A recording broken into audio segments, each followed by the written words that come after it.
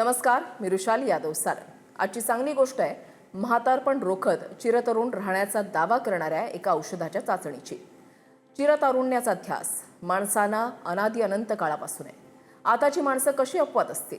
आता अशा चिरतारुण्यासाठी झुरणाऱ्यांना दिलासा देणारं एक औषध तयार झालंय. शास्त्रज्ञांनी पहिल्यांदाच एका मानवी डोळ्यामध्ये वृद्धत्वाचा प्रभाव उलटवून लावणारं रिव्हर्स एजिंगचं प्रायोगिक इंजेक्शन दिलंय. लाईफ बायोसायन्सेस या कंपनीनं विकसित केलेल्या या थेरपीचं नाव ER-100 असं आहे.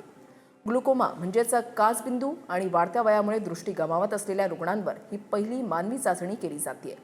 औषधाचा मुख्य उद्देश वयस्कर आणि खराब झालेल्या पेशींना पुन्हा तरुण आणि निरोगी बनवणं हा आहे.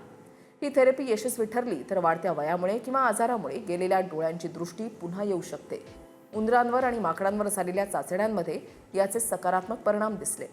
हे संशोधन माणसाला अमर करण्यासाठी नसून वयाच्या शेवटच्या टप्प्यातही आजारमुक्त, सक्रिय आणि स्वावलंबी ठेवण्याचा आहे.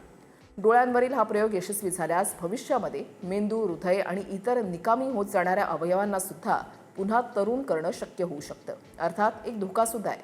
पेशींना पुन्हा तरुण करण्याच्या प्रक्रियेमध्ये पेशींची वाढ अनियंत्रित झाली तर ट्यूमर किंवा कॅन्सर होण्याचा मोठा धोका असतो. या थेरपीचे इतर दीर्घकालीन दुष्परिणाम अजून स्पष्ट नाही आहेत.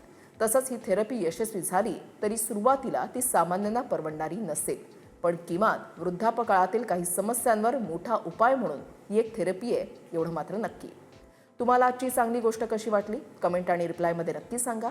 नेहमी एक प्रयत्न असतो की सभोवताली चांगले घडतंय, चांगले जे आहे ते तुमच्यासमोर मांडण्याचा. तुमची चांगली साथ अशीच सोबत असू द्या.